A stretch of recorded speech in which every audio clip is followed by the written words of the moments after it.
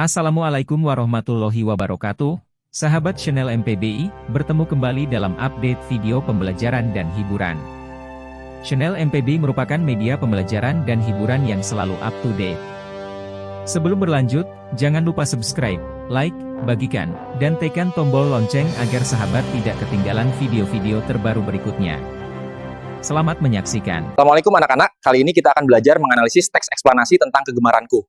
Coba renungkan apa itu hobi, apa itu kewirausahaan, apa itu teks eksplanasi. Perhatikan poster berikut. Dalam poster ini ada 4 hobi. Apakah hobimu ada dalam poster tersebut? Jika jawabanmu, ya coba kalian ceritakan mengapa kalian menyukainya, manfaat yang Anda rasakan, berapa kali Anda melakukan hobi tersebut dalam 1 bulan, berapa biaya per bulan yang kalian keluarkan untuk hobi tersebut. Baiklah, kita akan membahas apa itu teks eksplanasi. Teks eksplanasi menceritakan sebab akibat atau proses terjadinya suatu fenomena alam, sosial, budaya, dan lain-lain.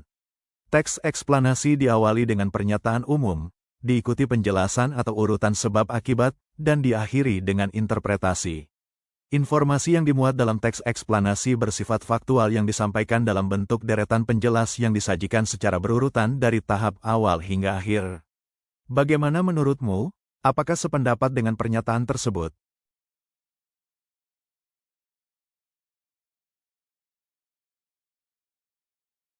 Tukang ojek payung. Mendung terlihat sangat gelap. Saat anak-anak lain bergegas masuk rumah, saya dan teman-teman justru bersiaga.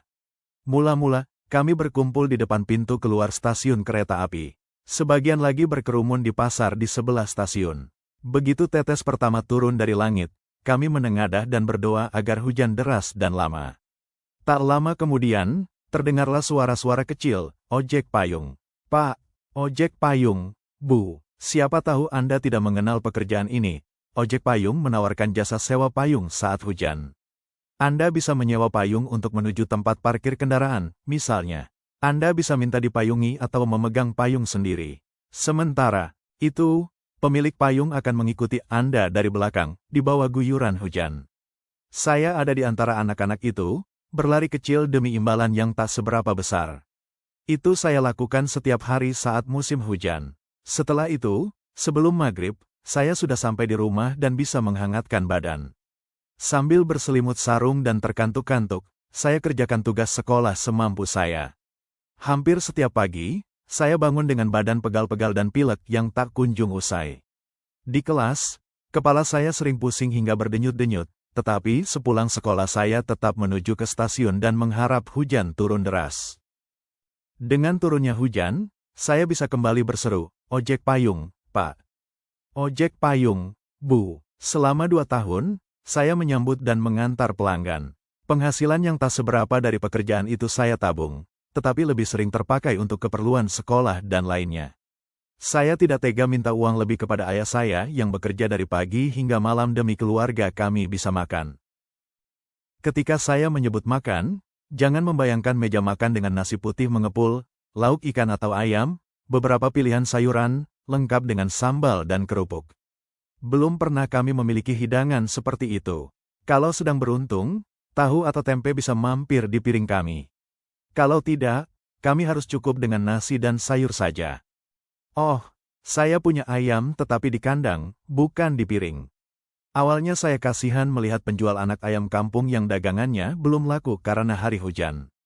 Saya beli 2 dan saya pelihara. Pasokan makanan mereka berasal dari sisa-sisa warung makan di pasar. Memelihara anak ayam itu menyenangkan juga, membuat saya harus menyisihkan waktu untuk mengurusi mereka. Kalau tidak telaten, anak ayam bisa mati. Orang bilang ini menjadi hobi saya. Berikutnya, ketika ayam-ayam itu sudah cukup umur, ada orang yang menawar untuk membelinya. Saya langsung tertarik. Hasil penjualan saya belikan anak ayam lagi beberapa ekor. Begitu seterusnya. Kini, saya punya 5 kandang besar yang memasok ayam kampung ke puluhan warung dan rumah makan. Kerja keras saya membuahkan hasil. Saya berhasil keluar dari kesulitan, bahkan bisa membantu keluarga teman-teman saya. Saya menahan diri untuk tidak berbelanja di luar kebutuhan pokok, sehingga modal saya tidak terganggu dan terus bertambah. Walau ada uang di tangan, saya tetap hidup dengan standar yang sama seperti ketika saya masih menjadi ojek payung. Payung besar yang pernah menjadi sumber penghasilan masih saya simpan. Jika Tuhan mengizinkan, saya tidak ingin kembali ke jalanan dan kedinginan, tetapi payung itu tetap akan menjadi kenangan yang takkan pernah terlupakan. Saat hujan turun deras, samar-samar di telinga saya terngiang seruan, "Ojek payung, Pak. Ojek payung, Bu." Saya bersyukur pernah merasakan kerasnya kehidupan saat usia saya sangat muda. Kondisi itu mengajari saya untuk pantang menyerah dan tetap disiplin menjalankan usaha yang kini saya miliki. Pada teks di atas, dapat kalian temukan informasi yang disampaikan secara berurutan dari awal hingga akhir. Mari kita bahas bersama. 1. Mengapa penulis merasa perlu menjelaskan pekerjaan ojek payung kepada pembaca? 2. Bagaimana asal mula penulis memutuskan bekerja sebagai ojek payung? 3. Menurut kalian, di mana penulis tinggal? Di desa atau di kota? Sebutkan alasan kalian. 4. Teks di atas tidak menyebutkan usia penulis saat ini. Coba perkirakan berapa usianya sekarang dan apa alasan kalian. 5. Dalam teks tidak disebutkan informasi tentang orang tua penulis. Seandainya kalian hendak menambahkannya, pada bagian manakah informasi tentang orang tua penulis diletakkan? 6. Menurut kalian, apa tujuan penulis membagikan kisah masa lalunya kepada pembaca? 7. Apakah bacaan ini berhasil memberikan pesan bahwa penulis adalah orang yang mandiri? Informasi apa yang mendukung pernyataan tersebut? 8. Apakah menurut kalian judul teks ini sudah menarik minat pembaca? Jika sudah, sebutkan alasannya. Jika belum, berikan saran kalian. 9. Sekarang penulis telah menjadi pengusaha sukses berkat hobinya. Jelaskan proses yang dia lalui. 10. Setelah membaca teks, tukang ojek payung, simpulkan kriteria menjadi wirausaha yang sukses. Mari kita bahas satu persatu. Soal nomor 1. Mengapa penulis merasa perlu menjelaskan tentang ojek payung kepada pembaca? Contoh jawaban. Penulis berpikir, siapa tahu ada peserta didik kelas 9 yang mengenal profesi tukang ojek payung. Bagaimana menurut Anda? Soal nomor 2. Bagaimana asal mula penulis memutuskan bekerja sebagai ojek payung? Contoh jawaban, saat itu tidak ada pilihan pekerjaan yang lain. Bagaimana menurutmu, apakah ada yang punya pendapat berbeda? Soal nomor 3. Menurut kalian, di mana penulis tinggal? Di desa atau di kota? Sebutkan alasan kalian. Contoh jawaban, penulis tinggal di kota. Disebutkan dalam teks bahwa penulis segera menuju ke stasiun kereta api sepulang sekolah untuk bekerja sebagai ojek payung. Adakah yang punya pendapat lain? Silakan sampaikan. Soal nomor 4. Teks di atas tidak menyebutkan usia penulis saat ini. Coba perkirakan berapa usianya sekarang dan apa alasan kalian. Contoh jawaban, jika penulis masih duduk di bangku SMP kelas 9 pada saat menjadi ojek payung, kemungkinan usianya 13 atau 14 tahun. Setelah itu dia melanjutkan sekolah hingga tamat SMA selama 3 tahun. Setelah menamatkan SMA-nya, setidaknya 2 atau 3 tahun kemudian penulis mulai sukses sebagai wirausaha muda. Jadi, usia penulis saat ini kurang lebih 18 atau 19 tahun. Soal nomor 5. Dalam teks tidak disebutkan informasi tentang orang tua penulis. Seandainya kalian hendak menambahkannya, pada bagian manakah informasi tentang orang tua penulis diletakkan? Contoh jawaban, pada bagian tengah teks, setelah kalimat, saya tidak tega minta uang lebih kepada ayah saya yang bekerja dari pagi hingga malam demi keluarga kami bisa makan. Jika ada yang berbeda pendapat, silakan sampaikan, jangan ragu. Soal nomor 6. Menurut kalian, apa tujuan penulis membagikan kisah masa lalunya kepada pembaca? Contoh jawaban, untuk memberikan motivasi bagi pembaca agar tidak mengeluh dalam menghadapi kerasnya perjuangan hidup.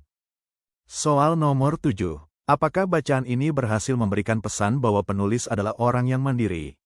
Informasi apa yang mendukung pernyataan tersebut?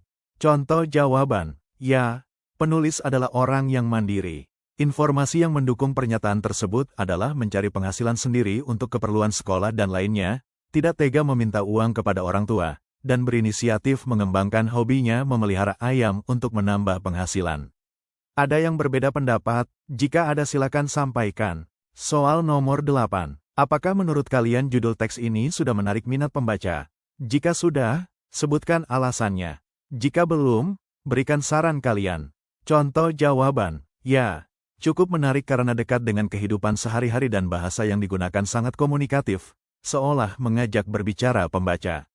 Anda boleh berbeda dengan jawaban ini, yang terpenting alasan kalian, mengapa menarik atau tidak menarik. Soal nomor 9. Sekarang penulis telah menjadi pengusaha sukses berkat hobinya. Jelaskan proses yang dia lalui. Contoh jawaban, awalnya membeli ayam kampung 2 ekor, kemudian dipelihara.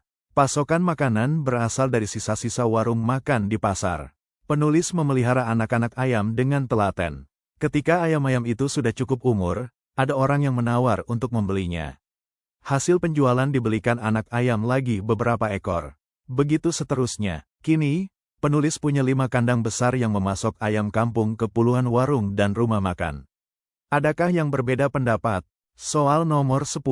Setelah membaca teks, tukang ojek payung, simpulkan kriteria menjadi wirausaha yang sukses. Contoh jawaban, telaten, tekun, bekerja keras, disiplin, pantang menyerah. Nah demikian pembahasan tentang teks eksplanasi.